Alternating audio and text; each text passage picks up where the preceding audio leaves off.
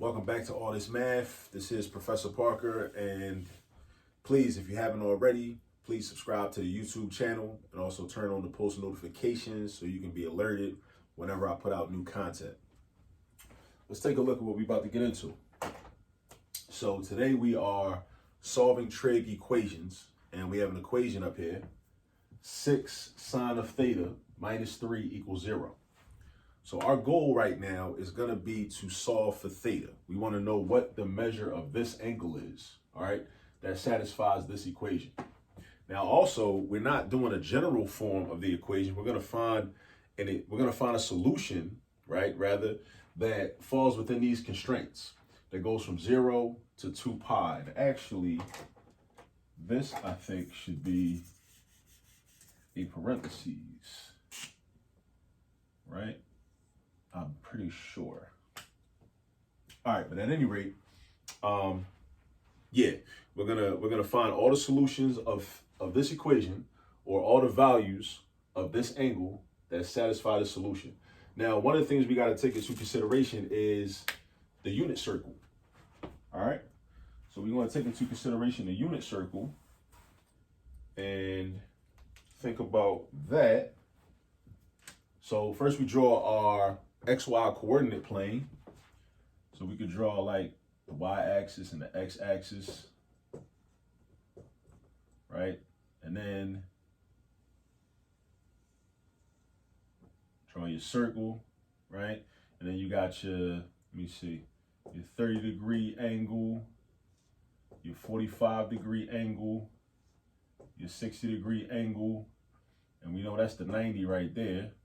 And this will be 0 right here. And then we got to consider like what the radian measures are, right? So if you're looking at this type of video and you're in a trigonometry class, then you probably already are familiar with how to convert from angle measurement, or I should say degree measurement, to radian measurement, all right? And vice versa. So, you just multiply by pi over 180. So this 30 times pi over 180 is going to give you pi over 6. 45 times pi over 180 is going to give you pi over 4. 60 times pi over 180 is going to give you pi over 3. All right, so that's that. 90 times pi over 180 is going to give you pi over 2. All right.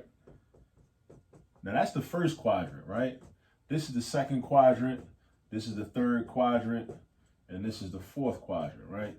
So I'm not going to label everything in the whole circle, but that's just to give us an idea of a tool, the unit circle, that's going to help us to figure out what the final solution is to this equation. All right. Now, that circle's a little off. It's kind of bothering me, but I'm gonna chill. It's cool. Maybe I won't. Maybe I'll just try to tighten it up a little bit like that. Maybe I'll do this. That's a little bit better. Don't mind me. I'm just a little bit anal retentive. You know what I mean? Still not perfect, but it's better though. Yeah, that's better. That's better, right? Yeah. But at any rate, let's get into this. All right. Now, how am I going to solve for theta? How am I going to solve for theta? That's the question. How am I going to solve for theta? I'm going to solve for theta using the same types of steps, the same types of process, the same types of rules that we use to solve equations in Algebra 1. Basically, I'm going to try to, eventually, my goal is to isolate this theta by itself. All right. So you should always start thinking about, well, what do I need to get rid of? On the left side of the equal sign, I need to get rid of this -3. I need to get rid of this 6. And I'm going to eventually need to get rid of the sine function. All right. I'm going to need to get rid of that. All right. First thing I'm going to get rid of is this -3. So what's the opposite of subtracting 3? Adding 3. And that's how I get rid of it. So I'm going to add 3 on the left side of the equation. And anything I do on the left side, I must also do on the other side of the equation in order to maintain balance so that the left side is equal to the right side. So I do 0 plus 3, which is going to give me 3. These two cancel out because -3 plus 3 is 0. And then the 6 sine of theta is going to come down. So I got 6 sine of theta is equal to 3. All right. Now, you see I got rid of something, right? So my equation is getting smaller and I'm getting closer to having theta isolated by itself on the left side of the equation. Now I'm going to get rid of this 6. Now the 6 is being multiplied by sine of theta. So the opposite of multiplication, of course, is division. So that's what I need to do then. I need to do the opposite operation to get rid of that 6. So I'm going to divide this side by 6, and I'm also going to divide this side by 6. So these 6's cancel out, turn into positive 1s. So you got 1 sine of theta divided by 1, which is just simplifies to just plain sine of theta. Over here, I got 3/6 or 3/6, which is going to reduce to or simplify to 1/2. So I got sine of theta is equal to 1/2. And now, this is how I'm going to get rid of the sine function, right? I'm trying to figure out what angle has a sine of 1/2. All right? Now, the way we do that, the way we get rid of the sine function is we are going to take the inverse sine. The inverse sine is how we get rid of sine. So watch what I do. I write sine inverse of this sine of theta. And then I'm going to write sine inverse because, again, whatever I do on the left side, I'm going to do on the right side. I'm going to keep everything balanced. Keep it balanced over here. Right? So we got sine of theta and then this 1/2 that was over here. So now this inverse sine and this sine essentially cancel each other out, leaving us with just theta. And then now we got to ask the question, okay, well, what angle or what angles, if there's more than one, have a sine of 1/2? So now if we don't have this memorized already, that's cool. Your teacher may have given you a paper copy of the unit circle. If not, you could just use Google for real. Just Google the unit circle, the trigonometry unit circle. That's gonna really come in handy. So basically the unit circle is this, except every angle is going to be filled in. Well, not every angle, but a lot of angles are going to be filled in, right? A lot of the reflections of all of these angles that I already wrote in. So based on the unit circle and just some information I know about the unit circle, the coordinates of these points on the unit circle, right, is what we're looking for, what we're concerned with. So we're concerned with the angles that have a sine value of 1/2. Now, I happen to know, because I have some familiarity with the unit circle, that the 30-degree angle, or pi over 6, has a sine of 1/2. So that's going to be one of my solutions. And notice I said one of my solutions. So that's a giveaway. That's a hint that we're going to have more than one answer. Because also, on the other side, boom, over here, we have, let me see, 5 pi over 6, or 150 degrees, right? That has a reference angle. I don't know if you're familiar with reference angles yet, but this 150-degree angle has a reference angle of 30 degrees. So essentially, this is a mirror reflection about the y-axis of that 30-degree angle over there. So this 30-degree angle has a y value, because y corresponds with sine, just like x corresponds with cosine.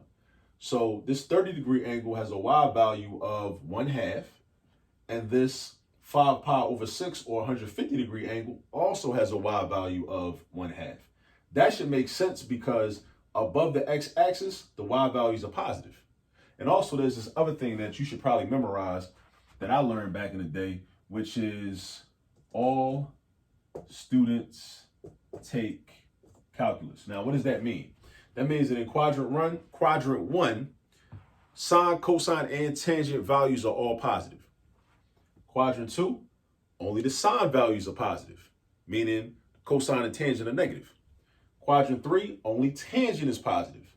Quadrant 4, only cosine is positive. So when I'm looking for the y values that have a positive 1/2 value, right?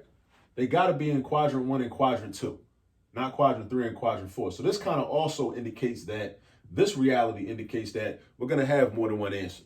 So our two answers are going to be pi over 6 as well as 5 pi over 6. So we got two answers. All right. Now let's say we want to check our work. We want to go back to the original equation and say, okay, I got 6 times sine times pi over 6 minus 3 equals 0. And when we check our work, we're checking to see if this is in fact a true statement. That's how we check our work. Because if it's not a true statement, that's just like when somebody lied to you. That's not cool, right? Because something ain't adding up, right? You don't want people to lie to you. And in math, you don't want to lie, right? Math doesn't lie. As long as the left side is equal to the right side, everything is official, right? So we got pi over 6, right? Or the sine of pi over 6, right? The sine of pi over 6, I already said is going to be 1/2, positive 1/2. So then we got 6 times 1/2 minus 3 is equal to 0. Then I got 6 times 1/2, which is 3. Take away 3 is equal to 0. And the question is that a true statement? It is, because that leaves you with 0 equals 0. And that's the truth. Now, notice there are two answers, though. 5 pi over 6 is also a solution. If I plug 5 pi over 6 right here, that's still going to give me 1/2, because 5 pi over 6 is right here, right, on the unit circle.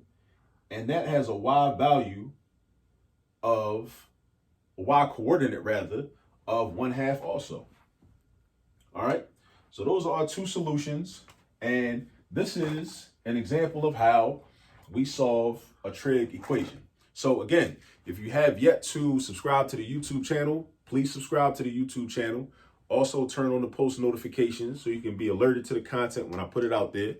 And also share these videos, share the link, copy the link, send it to somebody, let people know what we're doing at All This Math and how we're trying to add value in the community. And as always, please do remember that there's all this math all around you. Peace.